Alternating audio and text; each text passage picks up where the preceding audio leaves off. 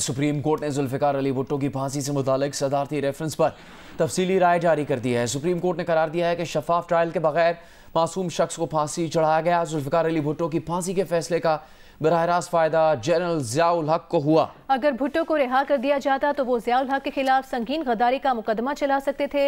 मुल्क और उसकी अदालतें उस वक्त मार्शल लॉ के कैदी थीं। आमिर की वफादारी का हलफ उठाने वाले जज की अदालतें फिर अवाम की अदालतें नहीं रहती।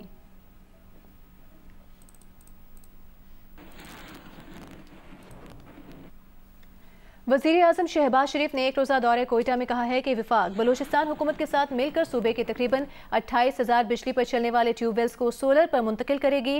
इस मंसूबे पर 55 अरब रुपए के अखराजात आएंगे, जिसमें से 70% विफाकी जबकि 30% बलूचिस्तान हुकूमत अदा करेगी। देखिए इस बारे में कोयटा से नदीम कौसर की रिपोर्ट। वज़ीर-ए-आज़म मियां मोहम्मद शहबाज शरीफ के एक रोज़ा दौरा कोयटा के मौके पर वफाकी और बलूचिस्तान हुकूमतों के दरमियान ज़राई ट्यूबवेल्स की सोलराइजेशन का माहिदा तय पा गया। माहिदे के तहत 55 अरब रुपए की लागत से बलूचिस्तान में तकरीबन 28,000 बिजली से चलने वाले ज़राई ट्यूबवेल्स को सोलर पर मुंतकिल किया जाएगा। इस हवाले से वज़ीर-ए-आज़म ने बलूचिस्तान हुकूमत को ज़राई ट्यूबवेल्स की सोलराइजेशन के मनसूबे को 3 माह में मुकम्मल करने का टास्क दिया। ये जो प्रोजेक्ट है इसमें 70% इस मंसूबे के लिए वफाक फंड मुहैया कर रहा है और 30% बलूचिस्तान की गवर्नमेंट ये फंड मुहैया कर रही है और इस तरह इंशाअल्लाह ये मंसूबा 3 महीनों में मुकम्मल होगा।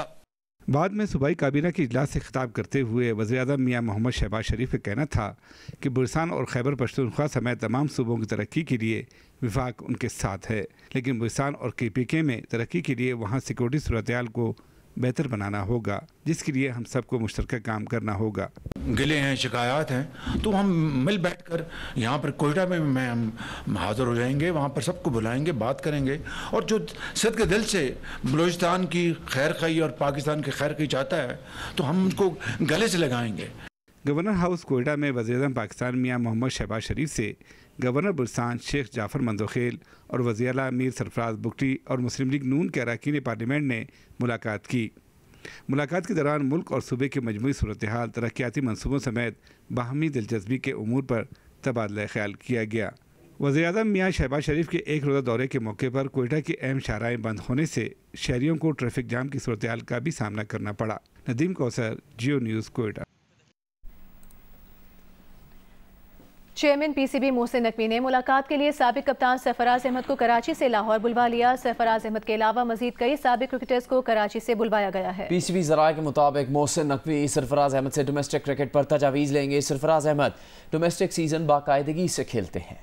विफाकी वज़ीर तवानाई अवैस लगारी ने बिजली जनवरी 2025 में सस्ती होने की नवीद सुना दी। जियो न्यूज़ के प्रोग्राम कैपिटल टॉक में उन्होंने कहा कि चीन के ताउन से थरकोल के जरिए बिजली पैदा करने की कोशिश कर रहे हैं, जिससे 3 रुपये फी यूनिट बिजली सस्ती मिलेगी और इससे 300 अरब रुपए का फायदा होगा। एक सवाल पर उन्होंने कहा कि 200 यूनिट मुफ्त बिजली देना मुमकिन नहीं है। मेजबान हामिद मीर ने उन्हें याद दिलाया था कि मरियम नवाज ने इलेक्शन मुहिम में वादा किया था कि 200 यूनिट तक बिजली मुफ्त दी जाएगी। अवैस लगारी ने कहा कि अगर 200 यूनिट तक वाले 1.5 करोड़ सारिफीन को दिन रात इस्तेमाल होने वाले सोलर सिस्टम दे दिए जाएं और उनके बिजली के कनेक्शन काट दिए जाएं तो फिर ये मुमकिन हो सकता है।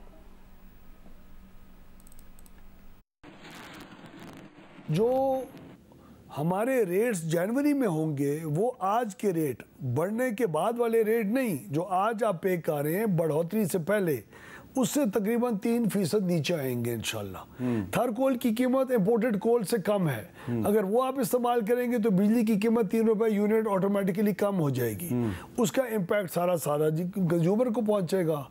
300 अरब रुपए का फायदा पहुंचेगा, प्लस आपका फॉरेन करेंसी के ऊपर जितना कोयला आप बाहर डॉलर इस्तेमाल करके करते हैं उसका भी आपको एक इफेक्ट आएगा और रुपये की वैल्यू भी ज़्यादा स्टेबलाइज होगी। मरियम नवाज साहब का वादा है कि 200 यूनिट बिजली आपको मुफ्त दी जाएगी आम गरीब आदमी को, वो वादा कब पूरा होगा? 200 यूनिट बिजली जो मुफ्त देने वाले लोग हैं ना वो तकरीबन कोई 1.5 करोड़ है, 1.5 करोड़ हाउस होल्ड है। इसका बहुत बड़ा फाइनेंशियल इम्पैक्ट है। हाँ, अगर हम उनको सोलर पे शिफ्ट कर गए और हर एक को घर के ऊपर पैनल लगा दिए ताकि वो अपना इस्तेमाल बैटरियों समेत दिन रात का करें और उनके कनेक्शन काट दिए तो फिर शायद ये काबिल अमल हो। अभी आपको बताएंगे, मकबूजा कश्मीर में काबिज भारतीय फौज के 4 एहलकार नामालूम अफराद के हमले में मारे गए, 6 जख्मी हो गए हैं, जबकि 2 की हालत नाजुक बताई जा रही है। कश्मीर मीडिया सर्विस के मुताबिक भारतीय फौज की गाड़ी पर हमला जिला कठुआ में हुआ। हमले में दस्ती बम इस्तेमाल किए गए, फायरिंग की गई। हमले के बाद भारतीय फौज ने इलाके का मुहासरा कर लिया। बड़े पैमाने पर तलाशी ऑपरेशन शुरू कर दिया गया है। चेयरमैन पीसीबी की लाहौर में सहाफ़ियों से गैर रस्मी गुफ्तगू हुई, जबकि साबिक खिलाड़ियों से डोमेस्टिक क्रिकेट पर गुफ्तगू की गई। खिलाड़ियों से डोमेस्टिक क्रिकेट बेहतर करने पर मुशावरत हुई है। क्रिकेटर्स ने डोमेस्टिक स्ट्रक्चर बेहतर बनाने पर जोर दिया है। हम इस हवाले से बात करेंगे जियो न्यूज़ के नुमाइंदे सुहेल इमरान से। सुहेल इमरान, क्या बातचीत हुई है? जी जुनेद, अभी कुछ देर पहले यहाँ पर मुकामी होटल में ये मुलाकात थी साबिक कप्तानों और साबिक क्रिकेटर्स के साथ, जिसका मेन एजेंडा जो था वो डोमेस्टिक क्रिकेट स्ट्रक्चर था, जो इसको लागू किया जाना है आइंदा क्रिकेट सीजन 2024-2025 के लिए। इससे पहले ब्रीफिंग दी गई क्रिकेटर्स को और उसके बाद उनसे तजावीज ली गई और चेयरमैन मोहसिन नकवी ने हाउस को यही बताया कि वो किस तरह इन्वेस्ट करने जा रहे हैं और उनकी अवलीन जो अहमियत है वो इसको दी जाएगी डोमेस्टिक क्रिकेट स्ट्रक्चर को। नया टूर्नामेंट्स जो है जो पेटेंगुलर की तरह से तर्ज पर करवाया जाएगा उसके ऊपर बताया। और जो साबिक क्रिकेटर्स थे उनका यही कहना था कि तसलसल होना चाहिए डोमेस्टिक क्रिकेट स्ट्रक्चर में भी, और उसके साथ साथ अंडर 19 से हमें अपनी फिटनेस जिसकी बहुत ज्यादा कमी महसूस की जाती है। सुहेल इमरान इस मुलाकात के बाद जो मोहसिन नकवी की तरफ से बात कही गई उसकी तफसील बता रहे थे। इसी मुलाकात में साबिक टेस्ट क्रिकेटर सिकंदर बख्त भी मौजूद थे, हम उनसे बात करेंगे। अब सिकंदर, क्या बातचीत हुई है इस मुलाकात में? क्या बताया गया है चेयरमैन पीसीबी की जानिब से कि उनका क्या मुस्तकबिल के मंसूबे हैं? देखो, इसमें जो सबसे बेसिक चीज जो डिसाइड हुई है वो ये है, जो सारे टेस्ट क्रिकेटर्स ने उनको बोला है कि हमारे पास टैलेंट इंतहा का है। इतना टैलेंट है कि जिसमें हम अगले 2 साल में 6 बाबर आजम पैदा कर सकते हैं, कोई इसमें मगर हमारे पास सिस्टम नहीं है, हम इसको सही तरीके से चला नहीं रहे। मैंने 2 प्रपोजल्स दिए थे जो मैं राइटिंग में भी लेकर गया हूँ और उनको मैंने उनको दे भी दी है। उन्होंने मुझसे मांग ली थी चेयरमैन साहब ने, मैंने उनको दे भी दी। और 2 जो मेरे जो प्रपोजल थे वो एक तो ये था कि अंडर 19 को आप स्ट्रॉन्ग करें, अंडर 19 को किसी स्ट्रॉन्ग बंदे के हवाले करें। और इसलिए कि पिछले साल जब अंडर 19 में हम वर्ल्ड कप और एशिया कप हारे हैं तो हमारे 1 साल में 4 कोचेस बदले गए। मैंने कहा ये जुल्म होता है, आप इसको किसी एक आदमी को दें जो कि बहुत बड़ा क्रिकेटर हो, जो पूरे अंडर 19 को संभाले और वहां से आप क्रिकेटर्स को पैदा करें। और दूसरी चीज जो मैंने प्रपोजल दिया है कि भाई आप 4 रोजा क्रिकेट को पर एम्फेसाइज करें। अभी ये लोग जो हैं जो 1 महीने का गैप है इसके अंदर वनडे कराना चाह रहे हैं। मैंने कहा आपकी मर्जी, आप कराएं, मगर मैंने आपको ड्रॉज बना के दे दिए, आप उसमें 4 रोजा क्रिकेट कराएं ताकि उसी से टीम बनती है, उससे आगे जाते हैं। और सबसे अच्छी बात ये जितने क्रिकेटर्स थे सब ने मेरी बात को इंडोर्स कर दिया। शुक्रिया आपका सिकंदर बख्त, आप हमारे साथ मौजूद थे और सुहेल इमरान ने भी हमें अपडेट किया।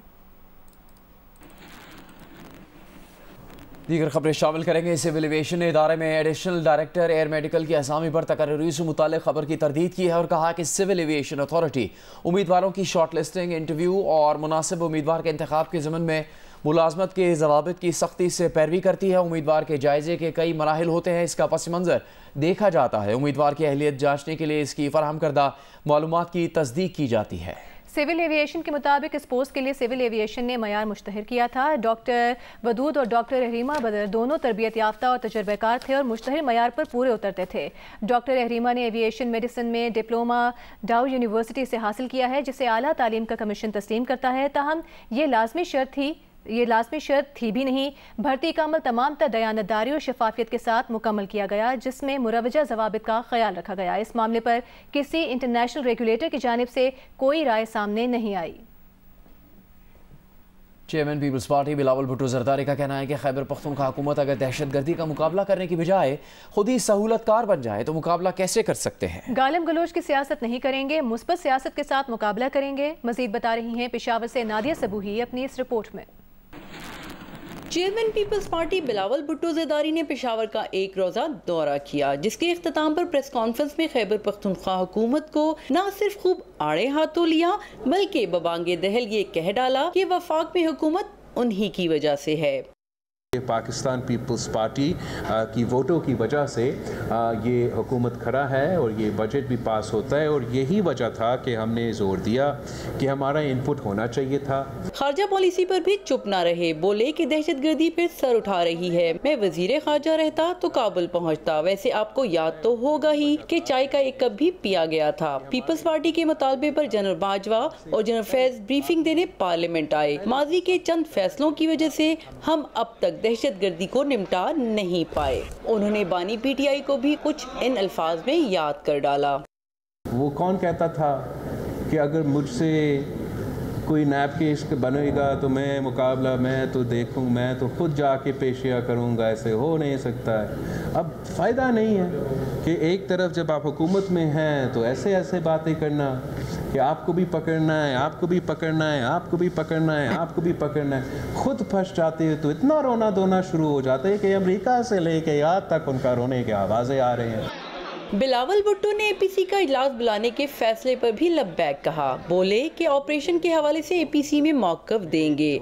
हम फौज के साथ खड़े हैं, जहां तक सियासत करनी है करेंगे, लेकिन सिक्योरिटी के मामले पर एक पेज पर हैं। मौलाना के बारे में भी उठते उठते कह डाला कि मौलाना साहब अच्छे इंसान हैं, सीनियर सियासतदान भी हैं। पहले क्या कहते थे, अब क्या कहते हैं, फैसला आप खुद ही कर लें। कैमरामैन सिद्दीक बंगश के साथ नादिया सबूही, जियो न्यूज़, पेशावर। वज़ीर आला पंजाब मरियम नवाज ने पंजाब में 500 यूनिट तक के बिजली सार्फिन को आसान अक़सात पर सोलर पैनल्स फराहम करने के मंसूबे की मंजूरी दे दी। रोशन घराना प्रोग्राम की काबीना से बाज़ाब्ता मंजूरी के लिए काबीना का इजलास कल बुलवा लिया गया। हुकूमत पंजाब 10% अदायगी पर सार्फिन को सोलर पैनल फराहम करेगी। लागत का 90% हुकूमत पंजाब अदा करेगी। ये 90% 5 साल के आसान अक़सात में सारिफ से वसूल किए जाएंगे। पहले मरहले में गरीब तरीन घरानों को ये सोलर सिस्टम दिए जाएंगे। वज़ीर आला मरियम नवाज ने कहा कि आवाम को मुश्किल हालात में तनहा नहीं छोड़ेंगे। माजी की तबाही के असरात से आवाम को बचाने की कोशिशें कर रहे हैं। 5 साल बाद आवाम को मौजूदा मसाइल का सामना नहीं होगा। जमात इस्लामी पाकिस्तान के अमीर हाफिज नईमुर रहमान ने कहा है कि पाकिस्तान और खुसूसन पख्तून मजीद ऑपरेशन के मुतहम्मिल नहीं हो सकते। मुज़ाकरात ही मसाइल का हल हैं, जंगें कभी मसाइल का हल नहीं हो सकती। बाजौड़ में जलसे से खिताब में हाफिज नईमुर रहमान का कहना था कि मजीद अमरीकी जंगों में ना झोंका जाए। अमन चाहते हैं, तमाम सियासी पार्टीज और अवाम को एतमाद में लेना चाहिए। मिलिट्री ऑपरेशन फौज और अवाम के दरमियान नफरतें फैलाते हैं। उन्होंने कहा कि पाकिस्तान को अफगानिस्तान के साथ मुज़ाकरात करने चाहिए। अफगानिस्तान भी अपनी सरजमीन पाकिस्तान के खिलाफ इस्तेमाल ना होने दे।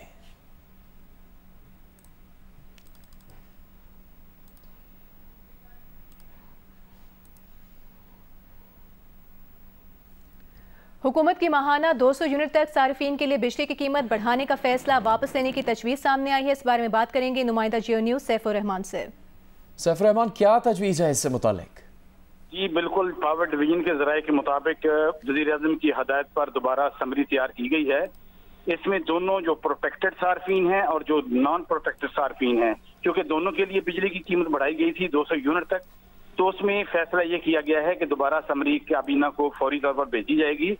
और जो 1 से 100 यूनिट तक के जो सार्फिन थे, जो नॉन प्रोटेक्टेड थे, उनके लिए 3 रुपये 95 पैसे और 101 से 200 यूनिट तक के 4 रुपये 10 पैसे जो इजाफा इसमें था, उसको वापस लिया जाएगा। और ये जो इजाफे की जो वापसी होगी, ये जुलाई, अगस्त और सितंबर के महीनों के लिए होगी इब्तदाई तौर पर। इसके साथ साथ नॉन प्रोटेक्टेड के लिए भी 7 रुपये 11 पैसे।